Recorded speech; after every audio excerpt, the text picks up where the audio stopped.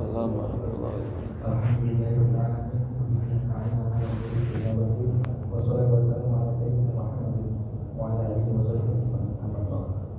Mari kita panjatkan puji syukur kepada Allah Subhanahu wa taala atas limpahan rahmat-Nya sehingga kita masih diberikan kesempatan untuk menunaikan ibadah salat Jumat pada saat ini. Salawat dan salam semoga tercurah Nabi Muhammad SAW serta keluarga dan sahabatnya, dan mudah-mudahan kita semua sebagai umatnya mendapatkan syafaat kelak di yaumil akhir. Amin. Jamaah sholat Masjid An-Nur yang dirahmati Allah, sebelum pelaksanaan sholat Jumat ada beberapa hal yang ingin kami sampaikan. Yang pertama, kami menghimbau agar para jemaah yang masih duduk di belakang untuk mengisi sosok di depannya terlebih dahulu. Kemudian kami memohon agar para jemaah menonaktifkan atau men-silent handphone, serta agar tidak berbicara pada saat khotib menyampaikan khutbahnya nanti agar tidak mengganggu kehusuan ibadah sholat Jumat kita pada hari ini. Adapun yang bertugas sebagai imam sekaligus khotib pada siang hari ini adalah Ustaz Sumar LC. Kemudian azan akan dikumandangkan oleh Bapak Imam Lafendi, dan waktu sholat Jumat dapat dimulai pada pukul 11.53 waktu Indonesia Barat. Selanjutnya mari kita sama-sama membaca surat Al-Fatihah dengan harapan agar kita dan keluarga kita senantiasa diberikan kesehatan, dimudahkan rezeki, dikuatkan iman dan Islam, serta berada dalam bimbingan dan naungan Allah Subhanahu wa taala. Ala dinillah wa ala kulli sholih al-Fatihah.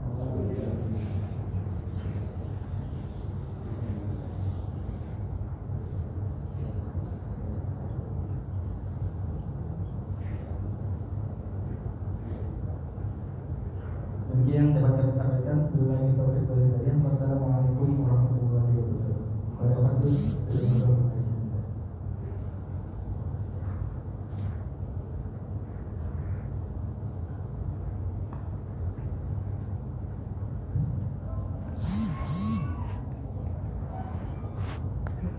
Assalamualaikum warahmatullahi wabarakatuh.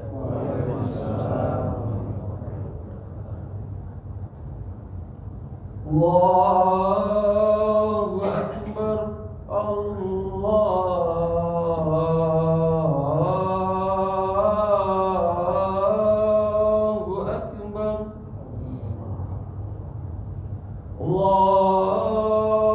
Akbar, Allahu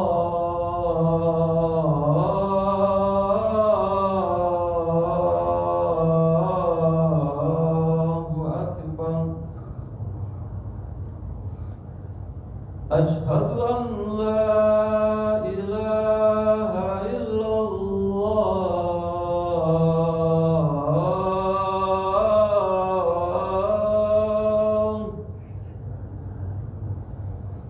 Ashhadu an la ilaha illallah.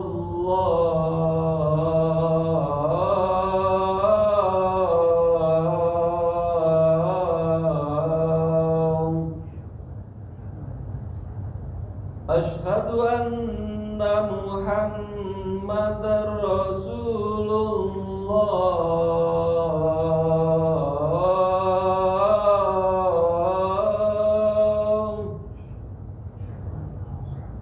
Ashhadu anna Muhammadar Rasulullah.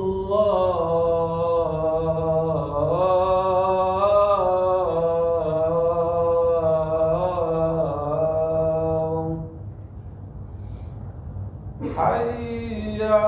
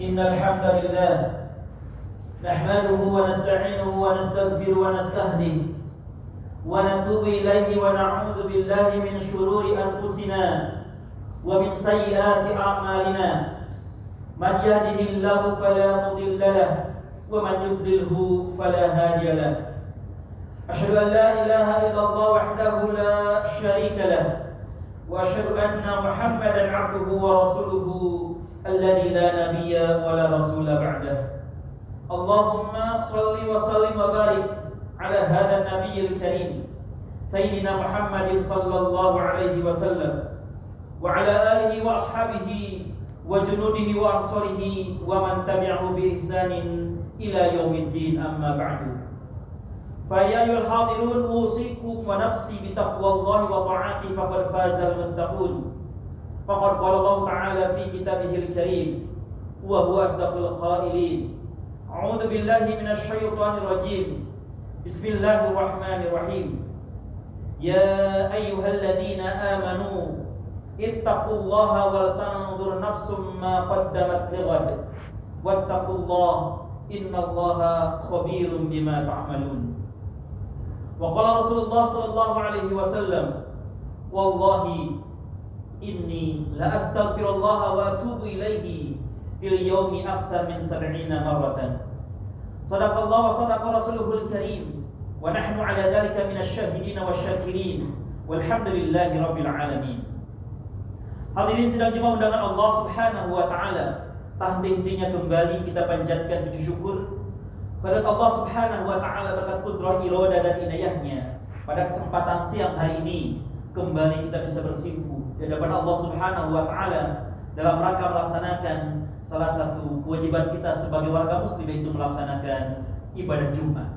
Mudah-mudahan ibadah Jumat yang telah kita lakukan pekan kemarin dan ibadah Jumat yang sedang kita lakukan hari ini bisa menghapus terhadap dosa kita semuanya. Amin ya rabbal alamin. Salawat serta salam kita sampaikan juga kepada kudasana terbaik kita, yakni Nabi Muhammad Rasulullah sallallahu alaihi wasallam, kepada keluarga, sahabat serta umatnya. Mudah-mudahan kita termasuk di dalamnya yang senantiasa istiqomah menjalankan ajaran Islamnya. Hadirin sidang jemaah undangan Allah Subhanahu wa taala, min khosaisil Islam, di antara karakteristik agama Islam ada yang namanya sifat tawazun. Tawazun itu artinya pertengahan, seimbang, laisa ifraton wala tafriton, tidak berlebih-lebihan dan juga tidak menyepelekan.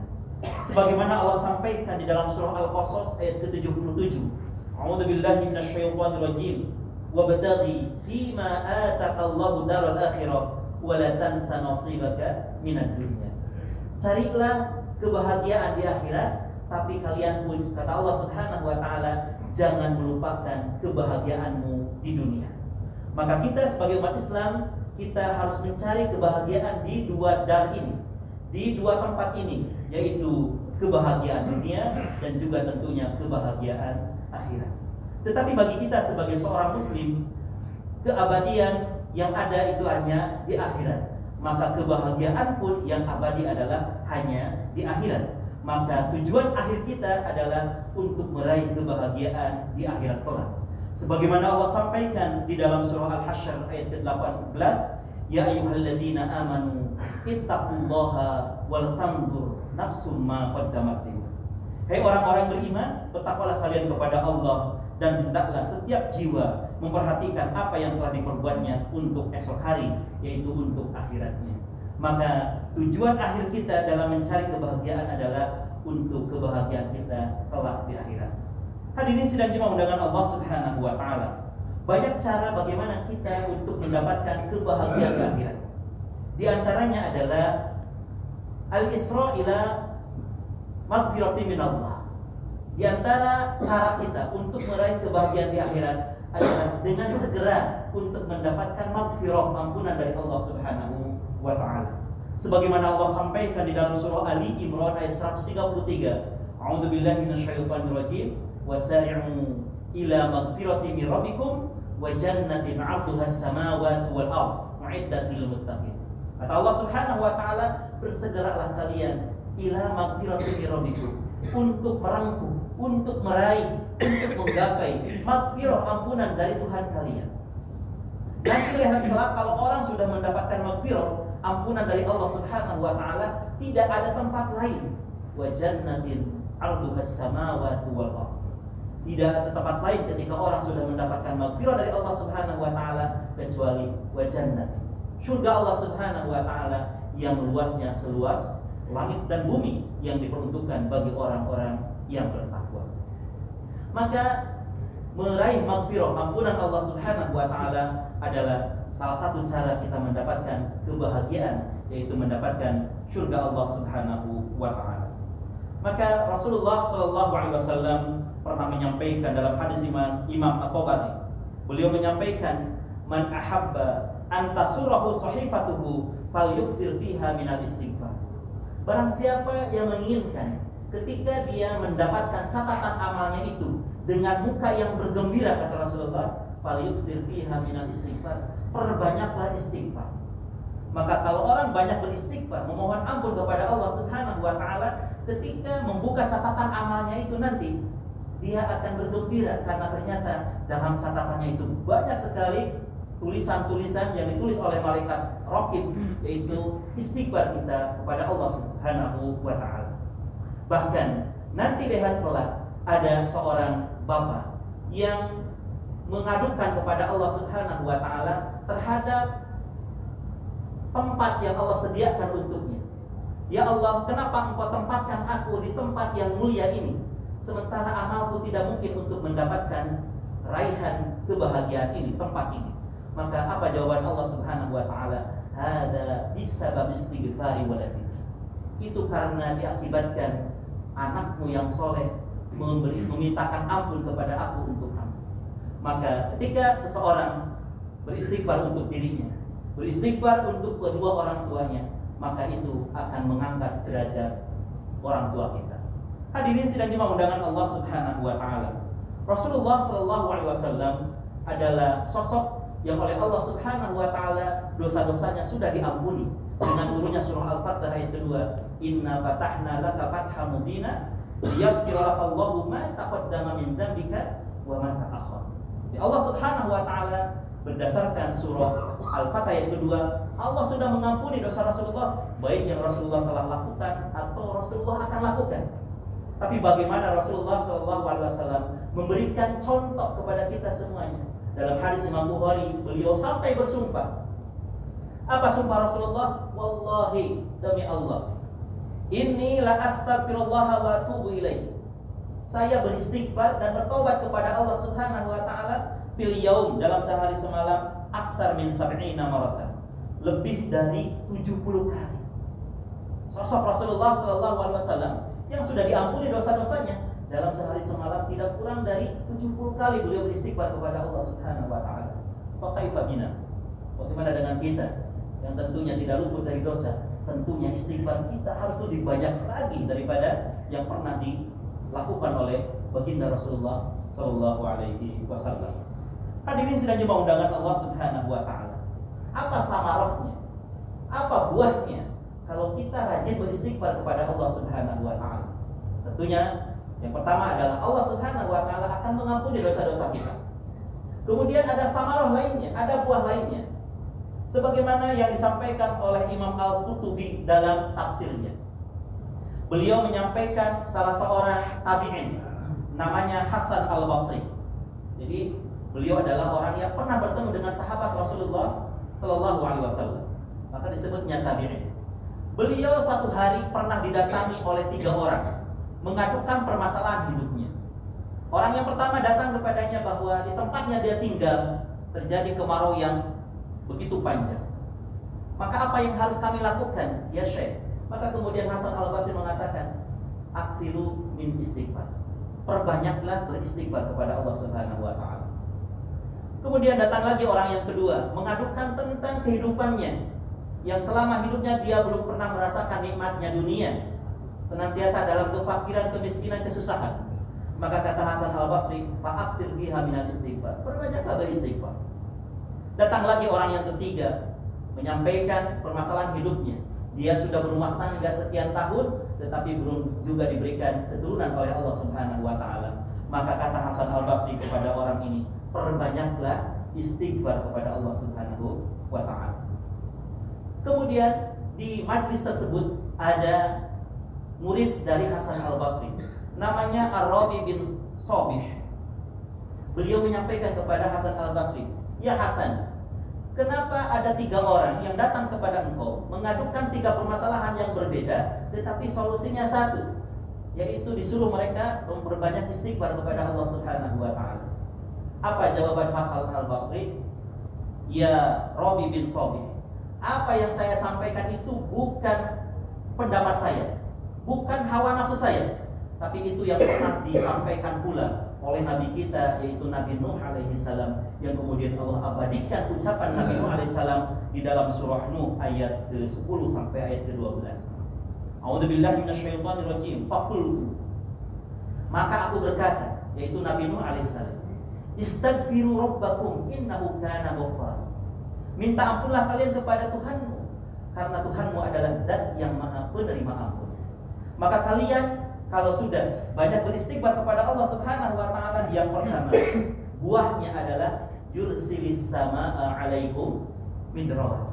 Allah akan menurunkan hujan yang sangat besar bagi orang yang pertama. Bagi orang yang kedua yang menginginkan harta, wa yumditkum bi amwalin, kata Allah Subhanahu wa taala, maka Allah akan memperbanyak harta orang tersebut. Bagi orang yang ketiga yang meminta kepada Hasan Al-Basri supaya Allah memberikan karunia berupa anak, wa banin, maka Allah pun akan memberikan anak-anak. Maka ketika kita mendapatkan permasalahan dalam hidup kita, maka yang harus kita lakukan adalah dengan memperbanyak istighfar kepada Allah Subhanahu wa taala, maka insya Allah Allah Subhanahu wa taala akan memberikan solusinya terhadap permasalahan yang kita alami. Hadirin sidang jemaah undangan Allah Subhanahu wa taala. Ibnu Abbas pernah menangis ketika beliau membaca surah Al-Anfal ayat ke-33. Apa yang menyebabkan Ibnu Abbas ini menangis? Allah Subhanahu wa taala berfirman dalam surah Al-Anfal ayat ke-33, "Wa ma kana Allahu liyu'adzibahum wa anta fihim wa ma kana Allahu mu'adzibahum wa hum yastaghfirun." Dan Allah tidak akan menurunkan azabnya, tidak akan menurunkan balaknya, tidak akan menurunkan musibahnya, wa anta fihim, sementara engkau Muhammad masih ada di tengah-tengah mereka. Maka Ibnu Abbas menangis.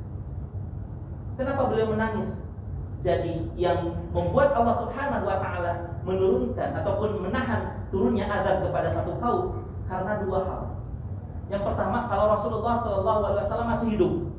Nah sekarang Rasulullah SAW sudah tiada, kata Ibnu Abbas. Maka beliau menangis. Tinggal satu yang bisa menolak terhadap turunnya azab Allah Subhanahu wa taala. Wa ma kana Allahu mu'adzibahum wa hum yastaghfirun. Dan tidaklah Allah akan mengadab satu kaum selama mereka mau beristighfar kepada Allah Subhanahu wa taala. Jadi dengan memperbanyak beristighfar kepada Allah Subhanahu wa taala, selain akan mendapatkan makhraj, solusi dalam kehidupan kita, juga Allah Subhanahu wa taala tidak akan menurunkan azabnya. Yang menjadi pertanyaan dalam benak kita adalah, ini berdasarkan pengalaman yang kita rasakan. Biasanya di akhir-akhir tahun atau di awal tahun, kenapa sering terjadi berbagai macam musibah yang menimpa ke negara kita? Belum lama ini di Sukabumi terjadi banjir yang begitu dahsyat. Nah, apa yang terjadi? Padahal kita yakin bahwa umat Islam di Indonesia banyak yang melakukan istighfar kepada Allah Subhanahu wa taala. Ternyata Allah Subhanahu wa taala telah mewanti-wanti kepada kita semuanya di dalam surah Al-Anfal ayat ke-25. Kata Allah Subhanahu wa taala, "Wattaqu fitnatan la tusibanna alladziina zalamu minkum khassah wa'lamu annallaha syadidul iqab." Dan takutlah kalian terhadap fitnah, azab, musibah, bencana. La tusibanna alladziina zalamu minkum khassah. Yang bencana tersebut tidak hanya akan menimpa kepada orang-orang yang melakukan kezaliman, kepada orang-orang yang melakukan dosa dan kemaksiatan, tetapi juga akan menimpa kepada orang-orang yang tidak melakukan kezaliman, kemaksiatan tersebut. Jadi ketika ada sebagian orang yang masih melakukan kemaksiatan kepada Allah Subhanahu wa taala, walaupun hanya sebagian kecil, sementara yang lainnya adalah orang-orang yang soleh, tetap Allah Subhanahu wa taala akan menurunkan balaknya, akan menurunkan musibahnya di tempat tersebut, dan semuanya akan tertimpa oleh musibah tersebut, baik kepada orang yang melakukan kemaksiatan tersebut atau kepada orang-orang yang ada di sekitarnya. Maka kalau kita membaca berbagai macam berita di media sosial, apa yang sudah terjadi di beberapa bagian ya, di negeri kita tercinta ini, biasanya ada satu permasalahan, yaitu orang banyak melakukan dosa yang kemudian membuat Allah Subhanahu wa taala murka. Dosa apakah itu? Rasulullah sallallahu alaihi wasallam dalam hadis riwayat Imam Al-Hakim, beliau menyampaikan, kullu dzunubin yuakhirullahu minha ma syaa'a ila yaumil qiyamah. Setiap dosa oleh Allah Subhanahu wa taala, azabnya, siksaannya, balasannya akan diakhirkan kepada orang yang Allah kehendaki sampai hari kiamat. Jadi ketika orang melakukan dosa, maka siksaannya akan ditangguhkan. Nanti saja di akhirat oleh Allah Subhanahu wa taala akan dibalaskan terhadap dosa tersebut. Kecuali ada 3 dosa yang kalau dilakukan oleh seseorang atau sekelompok orang, maka azabnya, siksaannya, balasannya oleh Allah akan diberikan kontan ketika mereka masih di dunia. Yang pertama adalah al-baghy, yaitu orang yang melakukan penyimpangan seksual, baik itu orang melakukan hubungan di luar nikah atau yang terkena dengan LGBT dan yang lain-lainnya. Maka ketika orang melakukan hal ini, maka oleh Allah Subhanahu wa taala azabnya akan disegerakan di dunia. Maka salah satu contohnya adalah sampai sekarang belum ditemukan obat dari penyakit yang sampai sekarang masih menghantui negara di berbagai macam pelosok, yaitu HIV/AIDS. Sampai sekarang itu belum ditemukan obatnya. Padahal Rasul pernah menyampaikan, kullu da'in dawa. Setiap penyakit itu pasti ada obatnya. Berarti kalau ada penyakit tidak ada obatnya, itu bukan penyakit, tetapi itu adalah laknat dari Allah Subhanahu wa taala. Yang kedua, kata Rasulullah sallallahu alaihi wasallam, dosa yang azabnya ataupun balasannya oleh Allah Subhanahu wa taala akan disegerakan di dunia adalah uququl walidain, orang yang durhaka kepada kedua orang tuanya. Dan yang ketiga adalah qati'atur rahmi, yaitu orang yang memutuskan silaturahmi. Maka ketika orang melakukan 3 perbuatan dosa ini, oleh Allah Subhanahu wa taala azabnya akan disegerakan di dunia. Maka mudah-mudahan Allah Subhanahu wa taala melindungi kita semuanya, terutama di akhir tahun ini dan juga di awal tahun 2025. Semoga Allah Subhanahu wa taala senantiasa memberikan perlindungannya kepada kita, sehingga kita, keluarga kita, khususnya orang-orang yang soleh, orang-orang yang berbuat baik, Allah Subhanahu wa taala jauhkan dari berbagai macam bala bencana. Mudah-mudahan sekali lagi Allah Subhanahu wa taala memberikan kekuatan keimanan kepada kita semuanya. A'udzubillahi minasyaitonirrajim. Bismillahirrahmanirrahim. Ya ayyuhalladzina amanu ittaqullaha haqqa tuqatih wa la tamutunna illa wa antum muslimun. Barakallahu li wa lakum fi ayati wa dzikril hakim. Wa taqabbalallahu minni wa minkum tilawatahu innahu huwas samiul alim. Fastaghfiruhu innahu huwal ghafurur rahim.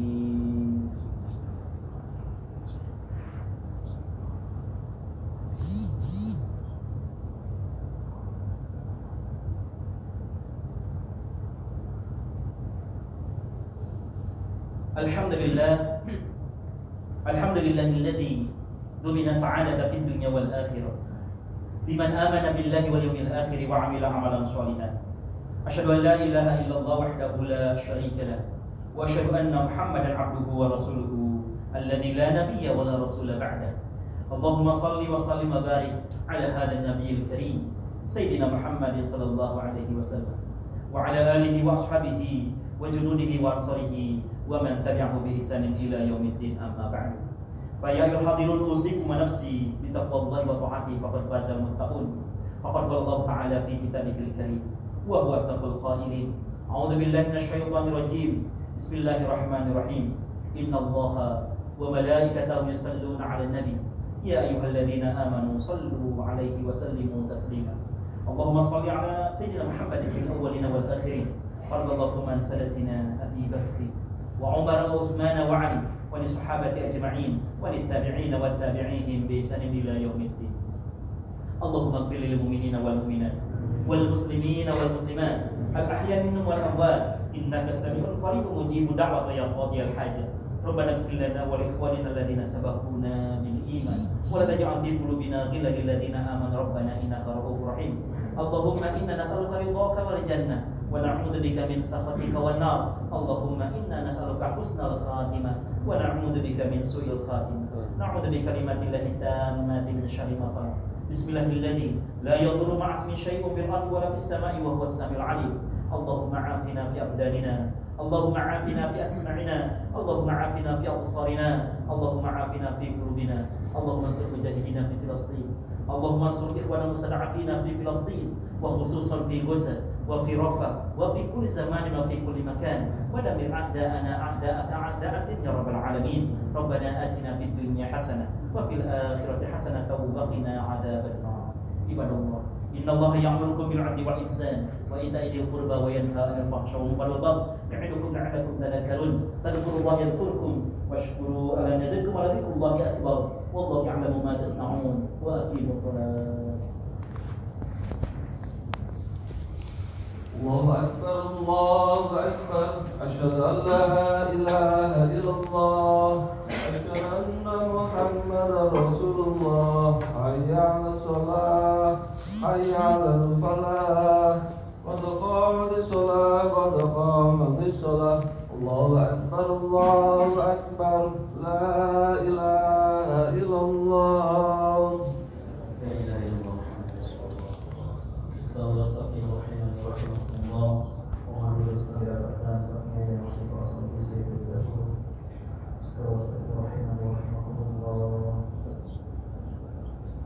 الله أكبر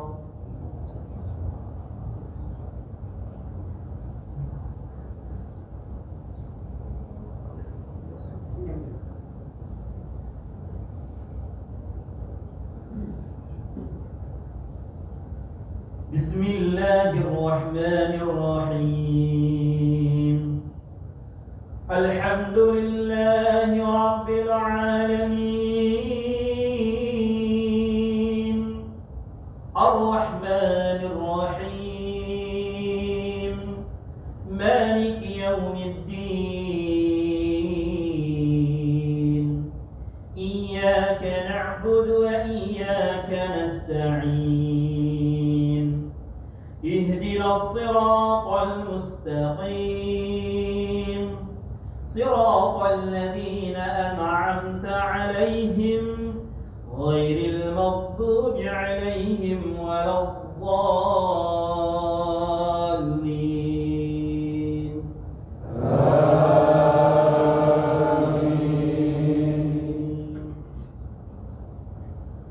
يا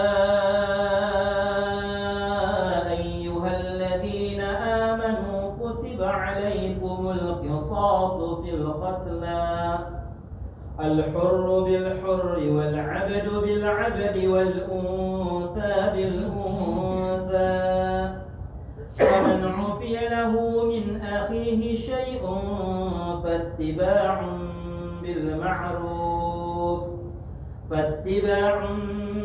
بالمعروف وأداء إليه بإحسان ذلك تخفيف من ربكم ورحمة فمن اعتدى بعد ذلك فله عذاب أليم ولكم في القصاص حياة يا أولي الألباب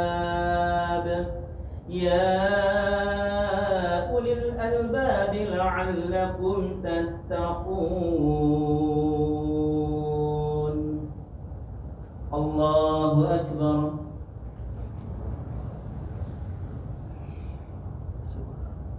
سمع الله لمن حمده الله أكبر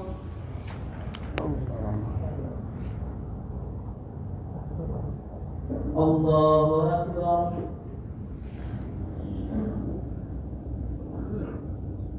الله أكبر.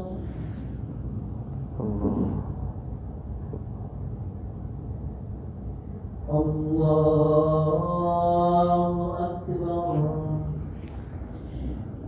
بسم الله الرحمن الرحيم.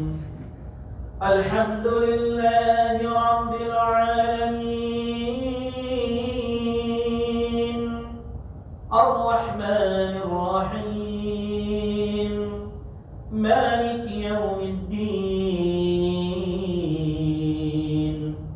إياك نعبد وإياك نستعين اهدنا الصراط المستقيم صراط الذين أنعمت عليهم غير المغضوب عليهم ولا الضالين.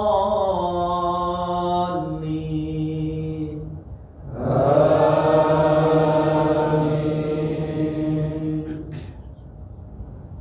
بسم الله الرحمن الرحيم. إذا جاء نصر الله والفتح ورأيت الناس يدخلون في دين الله أفواجا فسبح بحمد ربك واستغفره إنه كان توابا. الله أكبر.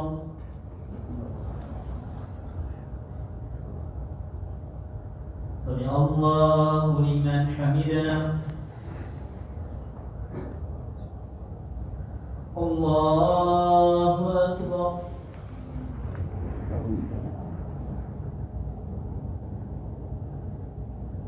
الله أكبر.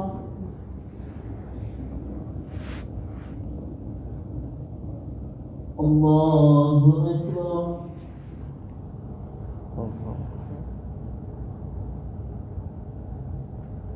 الله أكبر.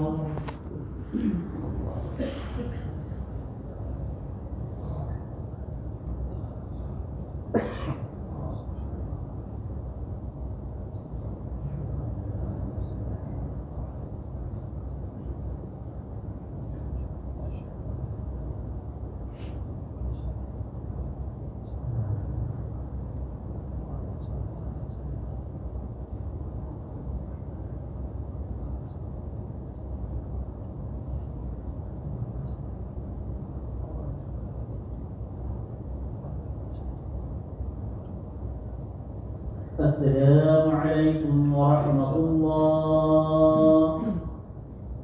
السلام عليكم ورحمة الله.